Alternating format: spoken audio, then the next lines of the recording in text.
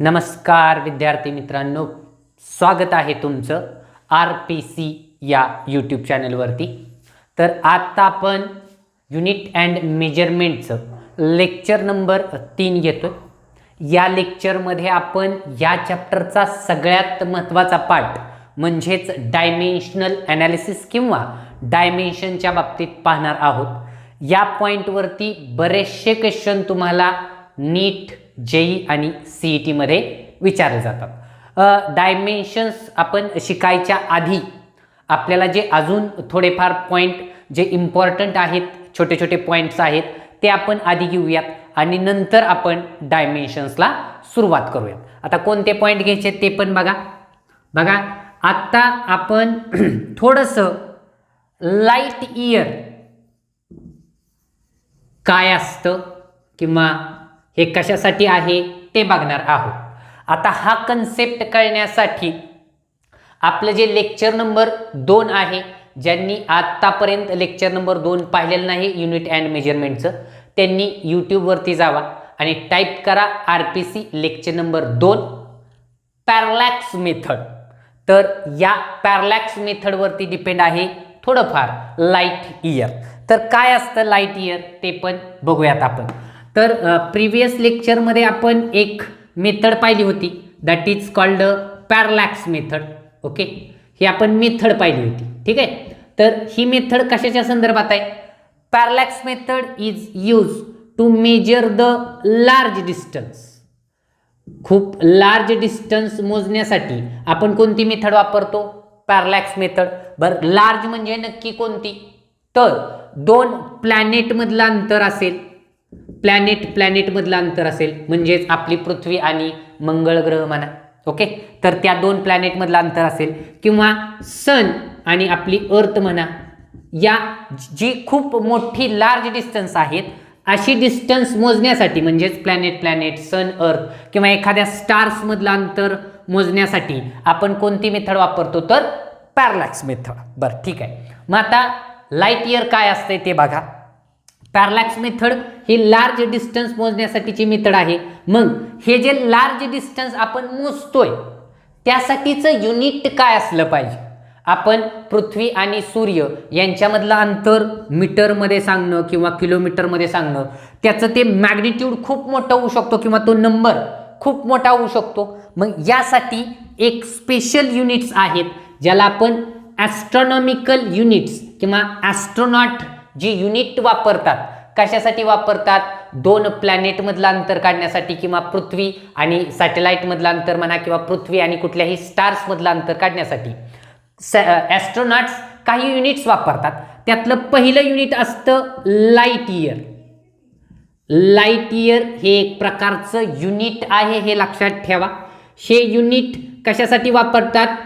तर large distance सांगण्यासाठी, दोन प्लॅनेटमधलं अंतर, सन स्टारमधलं अंतर, तर असे लार्ज डिस्टन्स सांगण्यासाठी आपण काय वापरतो? Light year. तर लाईट इयरची डेफिनेशन काय असते बघा। लाईट इयर म्हणजे काय की एका वर्षात लाईटने किती डिस्टन्स कव्हर केलं। लाईट तर सूर्याचा प्रकाश रोजच आपल्याकडे येतोय, दुसऱ्या दिवशी परत तो प्रकाश येतो। मग अशा या एका वर्षात लाईटने किती डिस्टन्स ट्रॅव्हल केलं त्याला आपण म्हणतो light year. It is the distance, light इयरची डेफिनेशन बघा, it is the distance travel by light in 1 year. एका वर्षात लाईटने किती डिस्टन्स ट्रॅव्हल केलं त्याला आपण म्हणतो लाईट इयर। आता याच्यावरती MCQ मध्ये विचारतात की लाईट इयर काय आहे? लाईट इयर हे एक युनिट आहे डिस्टन्स मोजण्याचं, आणि 1 लाईट इयरची एक लाईट इयर कशाच्या, जर एक लाईट इयरचं रूपांतर आपण मीटरमध्ये करायला गेलो तर एक लाईट इयर किती मीटर असतं ते बघा। It is 9.46 into 10⁻15 metre. एक लाईट इयर म्हणजे किती मीटर असतं? 9.466 इंटू 10⁻15 मीटर। आता बऱ्याच लोकांना हे कळत नाही 10⁻15 मीटर म्हणजे नक्की हा आकडा किती। तर हे कळण्यासाठी सोपं बघा, या 9.46ला नीट ऐका, या 9.46ला आपण 10ने किती वेळा गुणू शकतो, तर 15 वेळा. या 9.46ला 10ने किती वेळा गुणा, 15 वेळा गुणा. ते जे आन्सर येईल ते कशात येणार आहे तुम्हाला, मीटरमध्ये. So light year is the distance travel by the light in 1 year. आता दुसरं कोणतं असू शकतं जे लार्ज डिस्टन्स मोजतात, त्यातलं दुसरं असू शकतं astronomical unit. Astronomical unit, okay, ते AU ने डिनोट करतात. ओके, ॲस्ट्रॉनॉमिकल युनिट आपण वापरू शकतो, लाईट युनिट वापरू शकतो, पार्सेक युनिट म्हणून असतं ते पण आपण, किंवा आता सुरुवातीला आपण घेतलेलं लाईट इयर. तर हे सगळी काय आहेत, युनिट्स आहेत.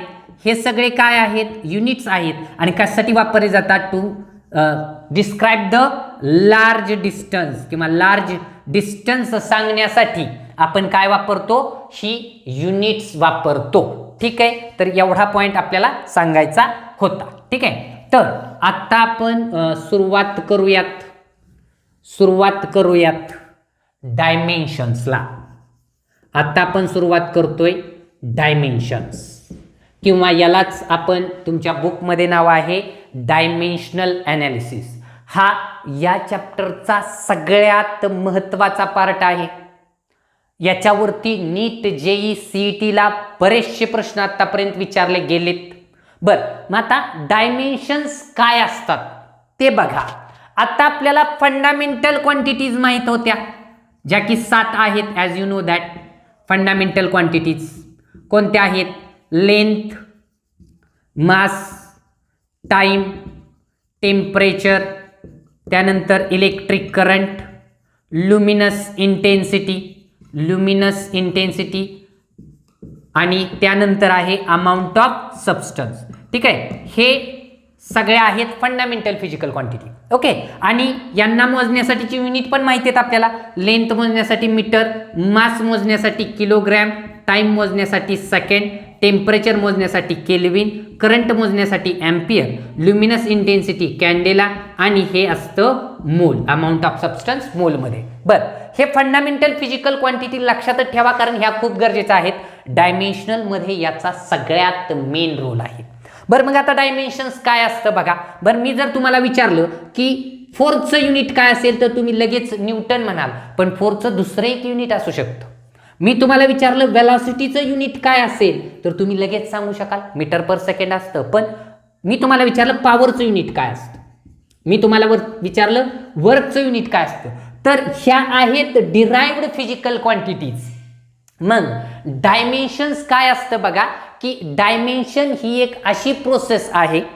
डायमेन्शन्स ऐका, डायमेन्शन्स ही अशी एक प्रोसेस आहे की ज्या प्रोसेसचा वापर करून, नीट ऐका, डायमेन्शन ही एक अशी प्रोसेस आहे की ज्या प्रोसेसचा वापर करून आपण डिराइव्ड फिजिकल क्वांटिटीचं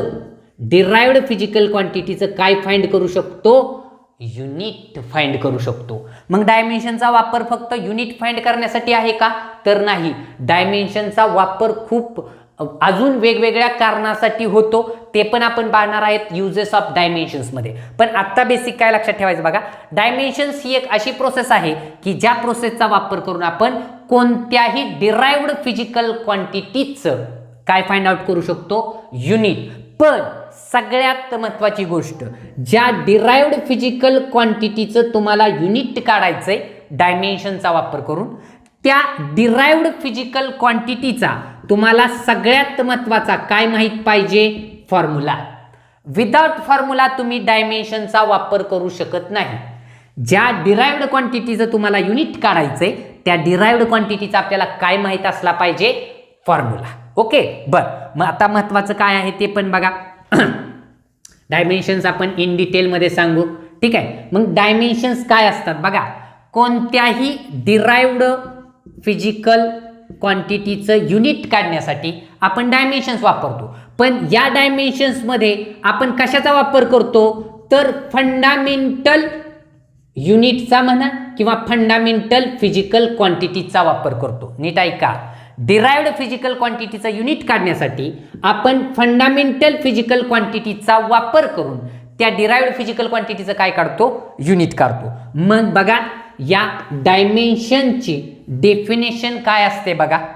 डायमेन्शन्स काय असतं बघा, फंडामेंटल फिजिकल क्वांटिटीच्या, नीट ऐका, फंडामेंटल फिजिकल क्वांटिटीच्या, लिहितोच मी, फंडामेंटल फिजिकल क्वांटिटीच्या पॉवरचा वापर करून, फंडामेंटल फिजिकल क्वांटिटीच्या पॉवरचा वापर करून काही थोडी आपण मॅथमॅटिकल प्रोसेस करून आपण डिराइव्ड फिजिकल क्वांटिटीचं काय फाइंड करू शकतो, तर unit.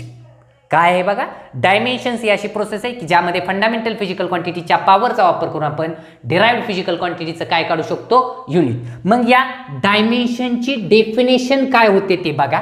डायमेन्शनची definition, the power to which, it is the process, the power to which fundamental physical quantity, fundamental physical quantity म्हणा, फंडामेंटल युनिट्स म्हणा, the power to which fundamental units म्हणा, must be raised, must be raised. कशासाठी, fundamental physical क्वांटिटीची power आपण काय करतोय, raise करतोय, वाढवतोय, किंवा त्या पॉवरचा, वाढलेल्या पॉवरचा आपण काय करतोय, वापर करतोय. The power to which fundamental units must be raised, कशासाठी पण, इन ऑर्डर टू ऑब्टेन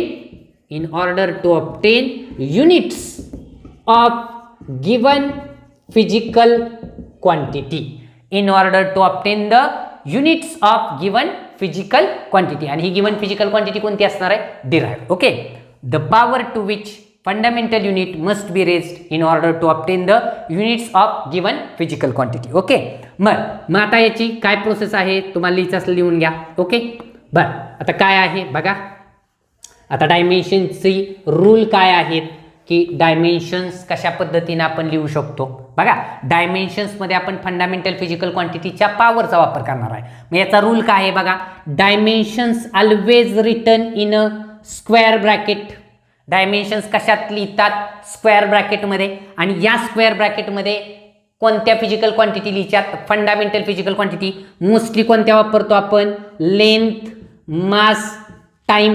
सगळ्यात जास्त लेंथ, मास, टाइम या फंडामेंटल फिजिकल क्वांटिटी आपण वापरतो. आणि या फंडामेंटल फिजिकल क्वांटिटीच्या आपण कशाचा वापर करतो, तर पॉवरचा वापर करतो. ठीक आहे, बरं लेंथसाठी आपण सिम्बॉल वापरणार आहे एल, माससाठी सिम्बॉल वापरणार आहे आपण एम, टाइमसाठी सिम्बॉल वापरणार आहे आपण टी. बरोबर आहे.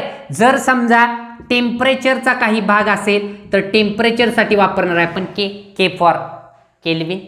इलेक्ट्रिक करंटसाठी मोस्ट ऑफ बुकमध्ये आपण एम्पियर पण वापरलं जात आहे आणि आय सुद्धा वापरलं जात आहे. ओके, तर पण डायमेन्शन्समध्ये मोस्टली कोणत्या फंडामेंटल फिजिकल क्वांटिटी असतात, तर लेंथ, मास आणि टाइम या तिघांचा सगळ्यात जास्त वापर होतो. ठीक आहे, बरं डायमेन्शन्स कशात लिहितात मी म्हटलं, स्क्वेअर ब्रॅकेटमध्ये. स्क्वेअर ब्रॅकेटमध्ये काय असतं, एल एम टी. एल म्हणजे काय, लेंथ, एम म्हणजे काय, मास, आणि टी म्हणजे काय, टाइम. यांच्या कशाचा वापर करायचा आपल्याला, पॉवरचा. ओके, आपण हळूहळू सगळ्या डिराइव्ड फिजिकल क्वांटिटीज घेऊया. बरं ठीक आहे, आता मी काही तुम्हाला पॉईंट सांगतो जे तुम्हाला उपयोगाचे ठरतील. फक्त मी आधी पण सांगितले काय की तुम्हाला डायमेन्शनचा वापर करायचा आहे तर त्या डिराइव्ड फिजिकल क्वांटिटीचा काय माहित पाहिजे आपल्याला, फॉर्म्युला. डिराइव्ड फिजिकल क्वांटिटीचा काय माहित पाहिजे, फॉर्म्युला. तरच आपण काय वापरू शकतो, डायमेन्शन्स. हळूहळू ते तुमच्या लक्षात पण राहतील. बरं मी काही बेसिक डायमेन्शन्स तुम्हाला सांगून ठेवतो इथं. लेंथ, लेंथची डायमेन्शन्स असतात बघा. जर फॉर्म्युल्यात लेंथ हा शब्द आला किंवा लेंथ ऐवजी काय येऊ शकतो, हाईट येऊ शकतो किंवा डिस्टन्स येऊ शकतो किंवा डिस्प्लेसमेंट हा शब्द येऊ शकतो किंवा ब्रेड्थ हा शब्द येऊ शकतो. ओके बघा, लेंथ म्हणजेच काय असू शकते, हाईट किंवा डिस्टन्स किंवा डिस्प्लेसमेंट किंवा ब्रेड्थ. मग या सगळ्यांसाठी एक बेसिक डायमेन्शन्स आहेत, म्हणजे लेंथची डायमेन्शन, डिस्प्लेसमेंटची डायमेन्शन, ब्रेड्थची किंवा हाईटची एकच डायमेन्शन. फक्त लेंथ असेल फॉर्म्युल्यात तर त्याची डायमेन्शन्स काय लिहायचे, L1 M0 T0. जे फॉर्म्युल्यात ज्या फंडामेंटल फिजिकल क्वांटिटीचा उल्लेख आहे त्याची फक्त पॉवर लिहायची, ज्याचा उल्लेख नाही त्याची पॉवर काय लिहिणार आहे आपण 0. पण ही पॉवर वाढू पण शकते. फॉर्म्युल्यात जर पॉवर वाढलेली असेल किंवा ज्या पद्धतीनं फॉर्म्युला असेल त्या पद्धतीने आपण काय करणार आहे, पॉवर वाढवणार आहे. आणि जे मास आणि टाइम नसेल तर त्याची पॉवर काय लिहिणार आहे आपण 0 0. लेनची ही डायमेन्शन कोणाकोणासाठी वापरतात, हाईट शब्द आला असेल, डिस्टन्स आला असेल, डिस्प्लेसमेंट आला असेल किंवा ब्रेड्थ हा शब्द आला असेल तर म्हणजे पूर्ण लेनच्या संदर्भात. ठीक आहे, हे नोट डाऊन करा. ही बेसिक सांगतोय मी. त्यानंतर फक्त मासची डायमेन्शन्स असणार. आता जर फॉर्म्युल्यात मास हा शब्द आला असेल तर बाकीच्या दोघांची डायमेन्शन्स काय लिहिणार आहे आपण 0 0 आणि फक्त मासची डायमेन्शन्स काय लिहिणार आहे, वाढणार आहे. पण हे लक्षात ठेवा, ही पॉवर वाढू शकते फॉर्म्युल्यानुसार. बाय प्रॅक्टिस ते कळेल तुम्हाला. ठीक आहे, फक्त टाइमची डायमेन्शन्स असेल तर आता काय लिहिणार आहोत तुम्ही, फक्त फॉर्म्युल्यात टाइम आला तर LMTच स्क्वेअर ब्रॅकेटमध्ये LMTच लिहिणार. फॉर्म्युल्यात टाइम हा शब्द असेल तर बाकीच्याची पॉवर 0 आणि फक्त टाइमची पॉवर काय घेणार आहे आपण 1.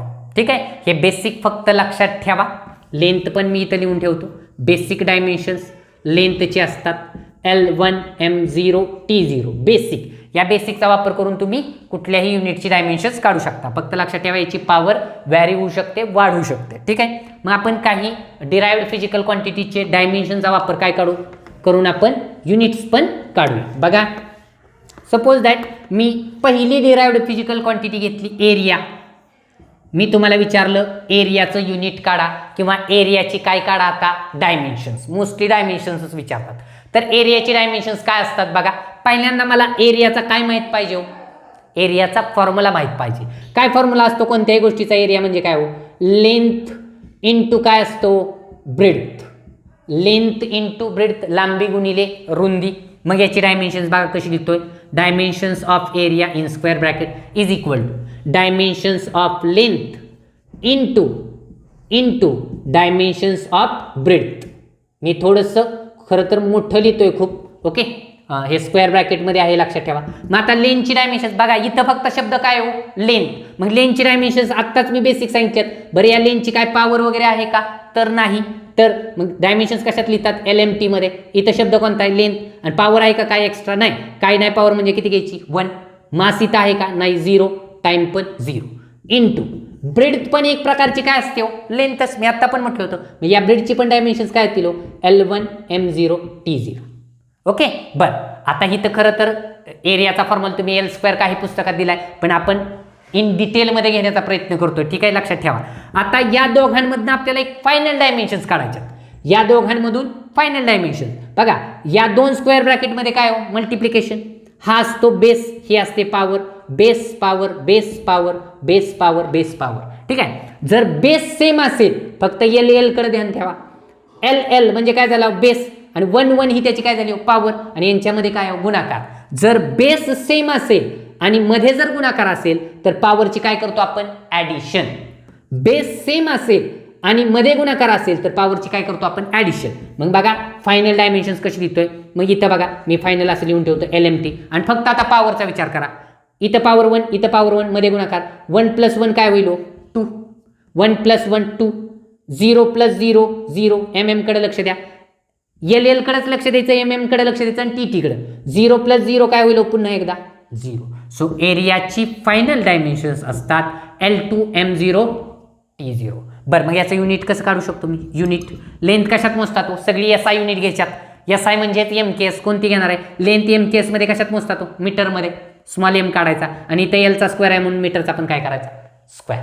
दिस is the unit for area and this is the dimensions for area. बघा जरा अजून एक दुसरं आपण घेऊयात जे तुम्हाला हळूहळू येईल. ठीक आहे, त्यानंतर आपण सपोज घेतलं वेलॉसिटी v आहे ना. वेलॉसिटी कशासाठी युनिट करतात v मध्ये. मग या वेलॉसिटीचा फॉर्म्युला काय असतो डिस्प्लेसमेंट. फॉर्म्युला खूप महत्त्वाचे असतात, तुमचे पाठ पण करून ठेवा, पुढे लागणार आहेत आपल्याला. डिस्प्लेसमेंट अपॉन काय असतो टाइम. फॉर्म्युला आला तुम्हाला डायमेन्शन्स येणार. मग आता या वेलॉसिटीची डायमेन्शन्स मी फक्त v लिहितो वेलॉसिटीच्या ऐवजी. Dimensions of velocity v is equal to कोणाची डायमेन्शन्स येणार आहेत डिस्प्लेसमेंटची डायमेन्शन डिवाइड कुणाची डायमेन्शन्स आहेत टाइमची डायमेन्शन्स. ठीक आहे, ओके. आता डिस्प्लेसमेंट म्हणजे कुणाची डायमेन्शन? फक्त लेंथची डायमेन्शन्स, बरोबर आहे. आणि लेंथ इथं काय पॉवर आहे का? नाही. मग जी पॉवर नसेल तर L1 M0 काय लिहू? T0. ही डिस्प्लेसमेंटची म्हणजेच लेंथची डायमेन्शन झाली. आणि टाईमची डायमेन्शन खाली फक्त टाइम हा शब्द आहे म्हणजे कुणाची पॉवर येईल? L0 M0 T1. आठवते? बेसिक तेवढं लक्षात ठेवा, तुम्हाला आपोआप लक्षात येईल. पण आता हे दोन आहेत, ह्यांच्यातनं आपल्याला काय काढायचं आहे? फायनल डायमेन्शन्स काढायचे. आता इथं न्यूमरेटर आणि डिनॉमिनेटर आलाय, इथं नीट लक्ष द्या. बघा या दोघांमधनं फायनल डायमेन्शन्स काढायच्यात. कशी काढायची? जे न्यूमरेटरची डायमेन्शन्स आहेत ते वरती घ्यायची, मल्टिप्लाय करायची. भागाकाराचा काय करायचा? गुणाकार. पण एक लक्षात ठेवा, डिनॉमिनेटरमधनं वरती आणताना म्हणजे खालून वरती आणताना यांची पॉवर काय होते? चेंज. चेंज म्हणजे काय? 0ची 1 होत नाही, तर काय होते? जे प्लस पॉवर आहे त्याची पॉवर काय होते? मायनस. 0ची 0 होते. बघा मी कसं करतोय, हे वरची आहे असा डायमेन्शन ठेवा, L1 M0 T0. ही वरची डायमेन्शन्स मी आयच ठेवली आणि ह्याला मी वरती घेतलं, गुणाकार केला. वरती आल्यानंतर काय झालं? Lचा 0च राहिला, Mचा पण 0 राहिला. पण Tचा वरती येऊन काय झाला? -1. इथं +1 आहे ना, मग काय झाला होतो? -1. जी पॉवर खाली प्लस आहे ती वरती घेताना मायनस, जी मायनस आहे ती वरती येताना प्लस. ओके. आता हा गुणाकार झाला. आत्ताच आपण गुणाकारामधून फायनल डायमेन्शन्स काढले. LMT लिहून घ्या म्हणजे सोपं पडतं. LMT लिहिल्यानंतर आता फक्त पॉवरचा विचार करायचा. गुणाकार आहे, पॉवरची काय करणार आपण? ॲडिशन. LMT लिहून घेतल्यामुळे फक्त LL कडे MM कडे TT कडे लक्ष द्या. इथं पॉवर 1 आहे, इथं 0 आहे. सो ॲडिशन करा. 1 + 0 1, 0 + 0 0 आणि Tचा विचार करा 0 -1 काय येतो? -1. ठीक आहे. So this is the final dimensions of velocity. ठीक आहे. बरं, मग आता याचं युनिट जर तुम्ही काढायला गेला, मी इथं युनिट लिहू का? इथं युनिट काढायला गेला तर बघा, मी जर हे तुम्हाला असं फॉर्म्युल्याच्या टर्ममध्ये लिहायचं म्हटलं तर काय लिहिणं? इथं Tची पॉवर -1 आहे म्हणजे ते खाली नेल्यानंतर काय होईल? प्लस. बरोबर आहे ना? म्हणजे काय होईल? L1 आणि T1. M तर काय लिहायची गरज नाही, ही पॉवर मायनस होती, मी खाली नेल्यामुळे ती काय झाली? परत मायनस. वरती घेतल्यानंतर परत काय होईल? प्लस. मग आता पॉईंट आहे का? एल कशात मोजतात किंवा लेंथ कशात मोजतो आपण? मीटरमध्ये. आणि टाइम कशात मोजतात तो? SI युनिटमध्ये, सेकंडमध्ये. सो युनिट ऑफ वेलॉसिटी काय झालं? Metre per second. ठीक आहे. तर ही डायमेन्शन्स वेलॉसिटीचे आहेत, लक्षात ठेवा. पुढं तुम्हाला काही मी पुढचं पण अजून एक लेक्चर आपण याच बेसिक कन्सेप्ट्सवरती घेऊयात की जेणेकरून तुम्हाला अजून डायमेन्शन्समध्ये तुम्ही परफेक्ट व्हाल. ठीक आहे. समजा आता अजून एक डायमेन्शन्स घेऊ आपण, ॲक्सेलरेशन. ॲक्सेलरेशनचा फॉर्म्युला आधी सांगा. काय असतो ॲक्सेलरेशन? ॲक्सेलरेशन डिनोटेड इन ए. आपल्या गाडीला ॲक्सेलरेटर असतो म्हणजेच काय असते? रेस असते. रेस. 4 व्हीलरला पायात, 2 व्हीलरला हातामध्ये. रेस म्हणजेच ॲक्सेलरेटर आणि त्यालाच रिलेटेड पॉईंट आहे ॲक्सेलरेशन. त्या रेसने आपण काय करतो? एकतर गाडीची वेलॉसिटी वाढवतो किंवा कमी करतो. म्हणजे वेलॉसिटीत काय करतो? चेंज. म्हणजे ॲक्सेलरेशनची डेफिनेशन काय असते? Rate of change of velocity with respect to time. हा लिहिण्याचा फॉर्म्युला आहे. पण वरती वेलॉसिटी खाली काय हो? टाइम. मी लिहितो वेलॉसिटी अपॉन टाइम. ठीक आहे. मग आता आपल्याला काय काढायच्यात? ॲक्सेलरेशनची dimensions. Dimensions of acceleration. Acceleration कशा डिनोट करतात? तर ए मध्ये मी लिहिलं वरती कोणाची डायमेन्शन्स येतील? वेलॉसिटीची, जी की आत्ताच आपण काढलीत. बरोबर आहे. डिवाइड बाय खाली कोणाची डायमेन्शन्स येतील? परत टाइमची डायमेन्शन्स. बरोबर आहे. वेलॉसिटीची आत्ताच आपण डायमेन्शन्स काढली. जर तुम्हाला आठवत नसतील तर साईडला वेलॉसिटीचा परत फॉर्म्युला डिस्प्लेसमेंट अपॉन टाइम आणि त्याच्यामुळे वेलॉसिटीची डायमेन्शन्स काढा. वेलॉसिटीची डायमेन्शन्स काय आहेत बघा, आत्ता काढलेली आपण. L1 M0 T-1 ही वेलॉसिटीची डायमेन्शन्स डिवाइड बाय खाली फक्त काय आहे? टाइम. मग टाइमची डायमेन्शन्स काय होतील? L0 M0 T1. लक्षात येतंय का? बरोबर आहे का? बरं, मग आता काय करा? या दोघांमधनं परत फायनल काढायच्यात म्हणून काय करा? डिनॉमिनेटरची डायमेन्शन्स परत वरती घ्या. वरती घेतल्यामुळे काय होईल? जी पॉवर प्लस आहे ती परत मायनस होईल. बघा मी कसं करतोय, हे वरची आहे अशी ठेवा वेलॉसिटीची डायमेन्शन्स. L1 M0 T-1 मी आहे असं ठेवलं इथं. हे खालून वरती नेलं, गुणिले केलं त्याचं वरती नेऊन 0चं 0च राहणार, -0 नाही होणार, 0चं 0च राहणार आणि या Tचं फक्त काय होईल? +1चं -1. आता गुणाकार आला. या गुणाकारातनं आपण परत कॉमन डायमेन्शन्स किंवा एक फायनल डायमेन्शन्स काढून घेणार. फायनल डायमेन्शन्स काढण्याची सगळ्यात सोपी पद्धत असं आधी LMT लिहून घेत जावा. म्हणजे फक्त पॉवरचा विचार करायचा. एलची पॉवर फक्त बेस बघायचा. LL ला बघा, MM ला बघा आणि TT ला बघा. बरं मग आता बघा, इथं एलची पॉवर 1, इथं 0, 1 + 0. इथं 1चं M मध्ये मिसळायचं नाही. एलचं कुणाबरोबर घ्यायचं, एल बरोबर एमचं, एम बरोबर टीचं, टी बरोबर. मग इथं पॉवर 1, 1 + 0 1 बरोबर आहे. एमची पॉवर 0 0, 0 + 0 0, एखादं 2 0 लिहायचं, असं करायचं नाही. 0 + 0 0. आता इथं लक्ष द्या, -1 + -1 म्हणजे असं आहे, -1 + -1 प्लस मायनस परत मायनस होतं.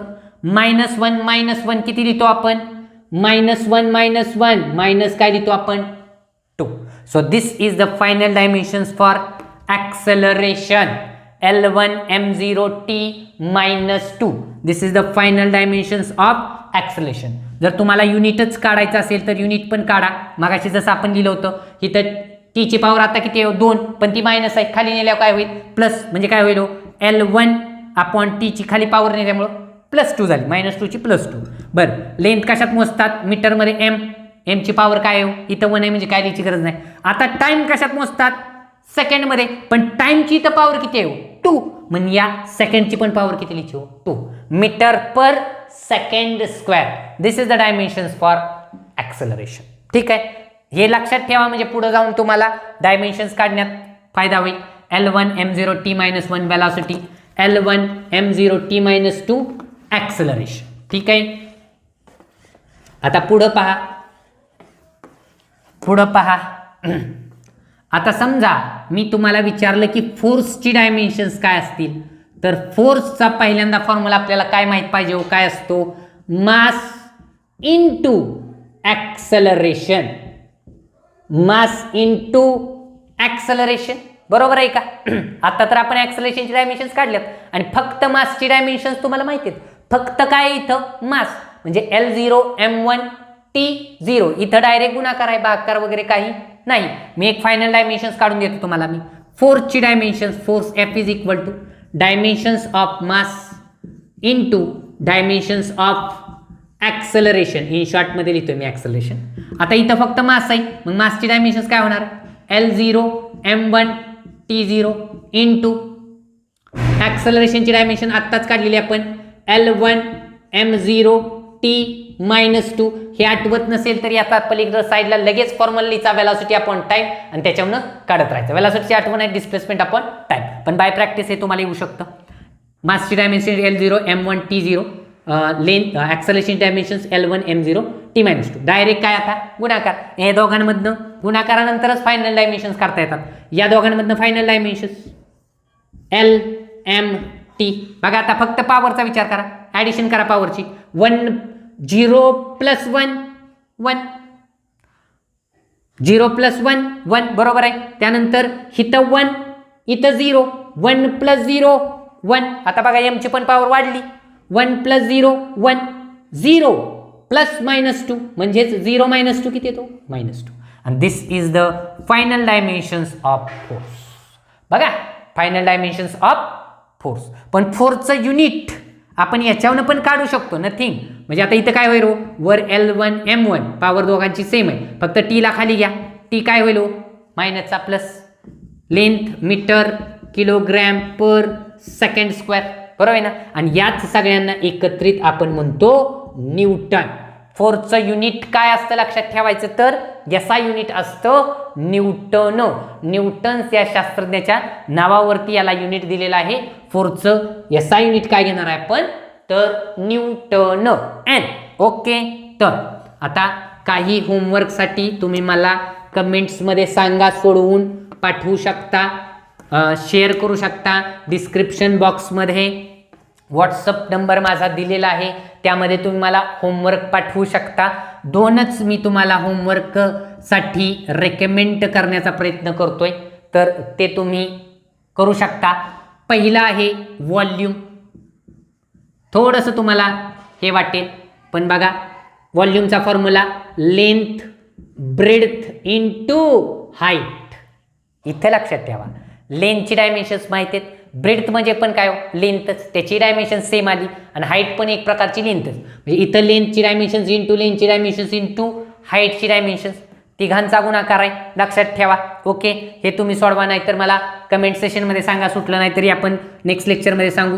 सेकंड जे आहे, आता आपण तुम्हाला घेऊ शकता तुम्ही, त्यामध्ये घ्या वर्क मी तुम्हाला वर्क देतो, वर्कचं वर्क करा. वर्कचा फॉर्म्युला असतो फोर्स इनटू डिस्प्लेसमेंट. ही दोन फिजिकल क्वांटिटीची, ज्या डिराइव्ड फिजिकल क्वांटिटीज आहेत याची डायमेन्शन्स तुम्ही मला पाठवू शकता ऑन माय व्हॉट्सअप नंबर. ठीक आहे, तर आत्ताचं लेक्चर इथंपर्यंत.